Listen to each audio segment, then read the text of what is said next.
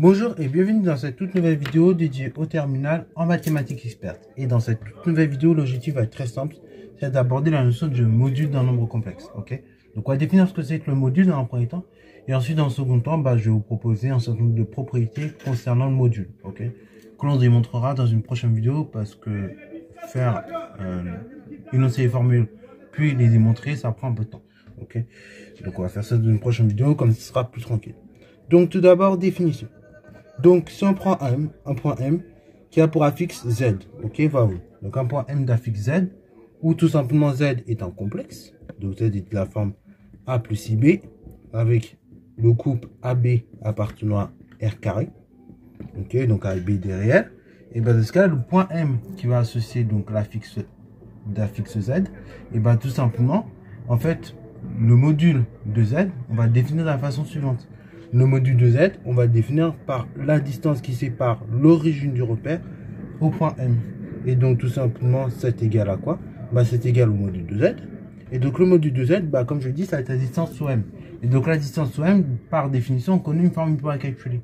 Donc, on prend tout simplement, dans ce cas, comme ça, la distance sous M, et que le point O, c'est l'origine. Et on va tout simplement prendre l'abscisse du point M qu'on va élever au carré, plus l'ordonnée du point M qu'on va élever au carré. Là, c'est la même idée. Et pour le module de Z, tout simplement sera égal à la distance sous M, qui sera donc égal à la chose suivante, à racine carrée de A au carré, plus B au carré.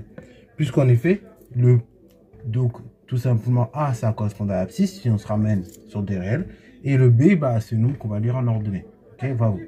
Donc ça, c'est une première chose. Ça, c'est ce qu'on appelle le module. Donc le module, ce n'est rien plus qu'une longueur, en fait, tout simplement. C'est une distance entre l'origine et tout simplement, le point considéré d'affixe Z. Ok, voilà. Alors par exemple, si je prends, par exemple, je sais pas moi, le réel, le point A qui a pour affixe 1 plus 1i. Donc 1 plus i, tout simplement. Et tout simplement le module de Z, ok, on va considérer que ça c'est Z, 1 plus i.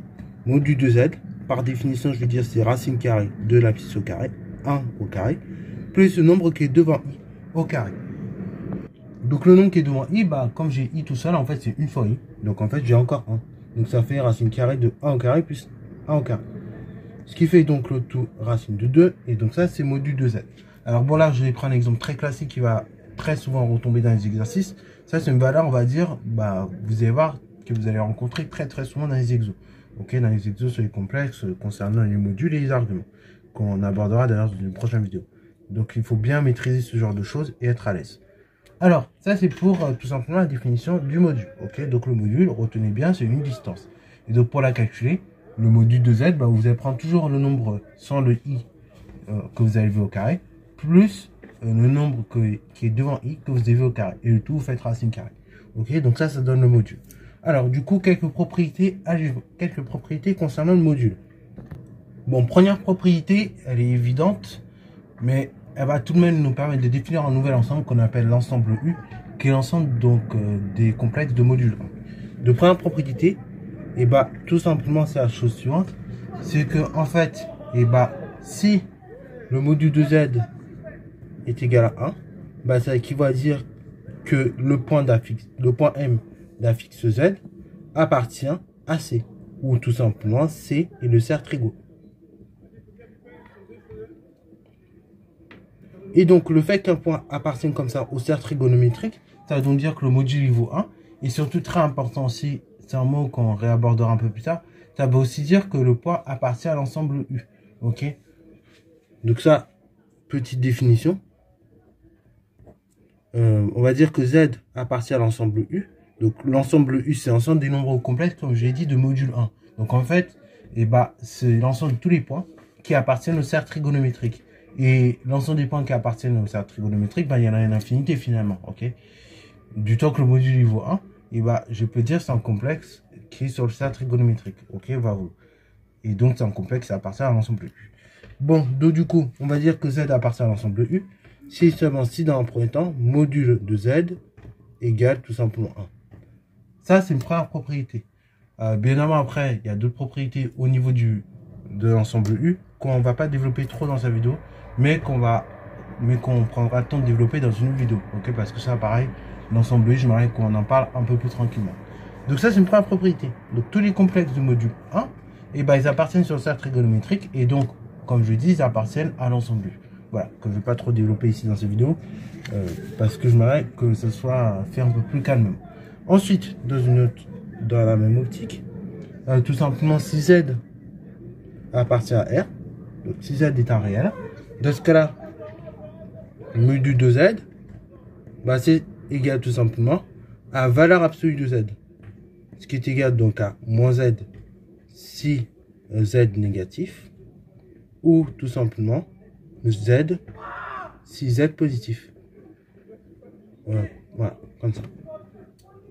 Donc c'est pareil si vous avez un nombre réel. Si vous avez un point M qui associe un nombre réel, moins 1, 4.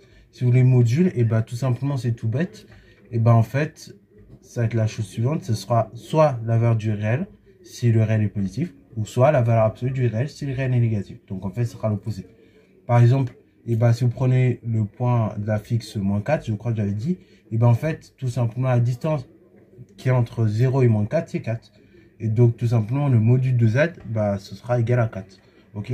En fait, dans ce cas de figure, il faut même, quand vous avez un réel, il faut juste voir que le module de Z, ça correspond à la distance qui est entre le réel et 0. Voilà. C'est en gros ça, ce qu'il faut mémoriser. Bon, maintenant, on va rentrer dans une vraie propriété un peu utile. Par exemple, quand vous avez module de Z fois Z', bah, c'est égal à module de Z fois module de Z'. Voilà. Donc ça, quand vous voulez faire le module de Z fois Z', que vous n'arrivez pas directement à l'attendre, vous pouvez faire module de Z fois module de Z'. Et vous allez donc avoir le produit des modules. Dans la même continuité, du coup, on peut définir comme ça le module du quotient. Ok, donc module de Z sur Z', bah, c'est égal à module du numérateur, donc de Z, divisé par module du dénominateur, donc de Z'. Voilà, donc ça c'est une deuxième propriété. Troisième propriété, et bah du coup, bon, en fait, on peut la montrer avant celle-là. C'est module de 1 sur Z, bah, c'est égal à module de 1, donc 1, divisé par module de Z. Voilà. Parmi les propriétés sur module, vous avez aussi une propriété, enfin vous avez deux propriétés qui servent. C'est module, donc tout simplement de Z, le tout à la puissance n. Bah ça c'est égal à quoi? C'est égal donc module de Z puissance n. Voilà, donc module de Z à la puissance n, c'est la même chose que module de Z puissance n. Voilà. Alors pareil, pour montrer cette dernière propriété, donc là, ça marche pour tout n non nul. Et d'ailleurs, pour tout n appartenant à n, parce que si pour n égale 0, ça marche. Pareil, cette dernière propriété, pour la démontrer, si on fera une récurrence. Ok, bon. Donc ça, il y aura toute une vidéo pareil. On remontera toutes ces propriétés-là tranquillement. Dernière propriété concernant les modules, et ça, c'est celle que vous avez un peu trop tendance à oublier, c'est si vous voulez faire le module de ZZ bar. Ok, module de ZZ bar, bah, c'est égal à module de Z fois module de Z bar. Et donc, ça est égal à A carré plus B carré. Voilà. Et donc, ça, bah, c'est tout simplement égal à module de Z au carré. Voilà. Donc, quand vous allez faire module de Z fois le module du conjugué, vous allez directement tomber sur module de Z au carré. Alors ça, pareil, ça se redémontre petit à petit. Alors, et une dernière propriété aussi, je n'avais pas dit, mais qui est évidente. Je vais même la mettre en premier carrément. J'ai complètement oublié. Mais, donc ça, c'est parmi les propriétés. C'est que tout simplement, le module, c'est une longueur. Donc en fait, un module, c'est toujours positif ou au pire nul. Ok, bravo. Bon, maintenant, dernière propriété, ça va être concernant le module d'un vecteur. Ok. Donc, pour ce faire, on va introduire deux points ce coup-ci. Donc, on va introduire un point A. Donc, un point A d'affixe ZA et un point B d'affixe ZB. Donc, on a dit que l'affixe du vecteur AB, par définition, ça on l'a vu dans la toute première vidéo, c'est l'affixe de B moins l'affixe de A. L'affixe de A, je vais arriver. Donc, ça, c'est l'affixe du vecteur AB. Et donc, après l'idée, ça va être quoi? Bah, ça va être tout simplement de trouver le module. Alors, pour trouver le module du vecteur, bah, c'est tout simplement égal au module de l'affixe du vecteur. Ok, voilà. Donc, module de du vecteur AB est en réalité égal à la longueur AB, bah, c'est égal donc à la fixe du vecteur AB. Donc c'est-à-dire là, c'est égal au module de la fixe du vecteur AB, c'est-à-dire au module de ZB moins Z1.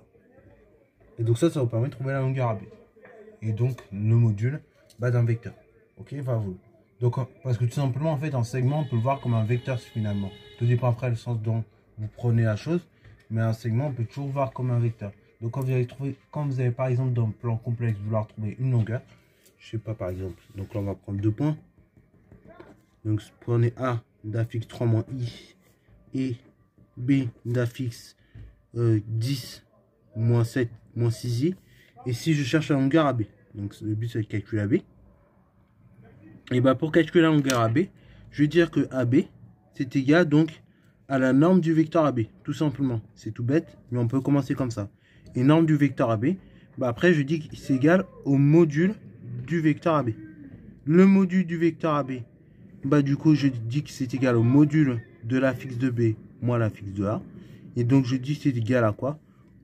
Je dis que c'est égal à 10 moins 6i moins 3 moins i.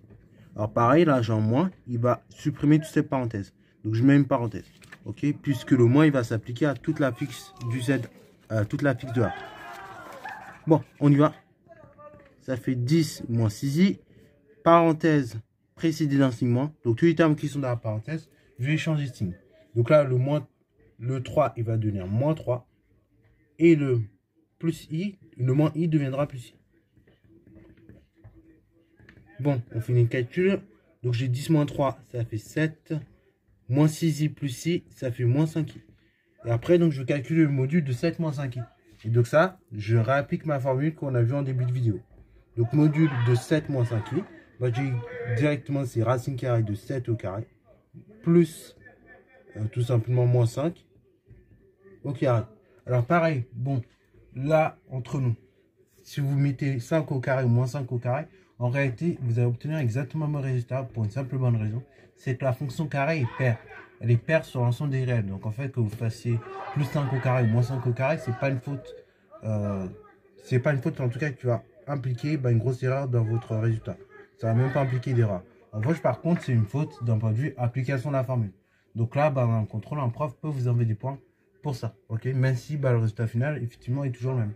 Ok, parce que il va estimer que là, il y a une faute dans l'application de la formule et non pas dans le résultat final. Ok, bon, je finis le calcul. Ça fait racine carrée de 7 au carré, donc 49, plus moins 5 au carré, donc c'est tout simplement plus 25. Et ça, donc c'est racine carrée de 74, qu'on ne peut pas simplifier. Donc ça, c'est égal à la longueur AB. Voilà. Donc là, maintenant, vous en savez un peu plus. Maintenant, vous savez calculer des longueurs, n'importe lequel, avec des modules. Voilà. Donc j'espère que cette vidéo t'a plu. Si c'est le cas, n'hésite pas à la liker, commenter et bon reste à toi en mathématiques et en sciences.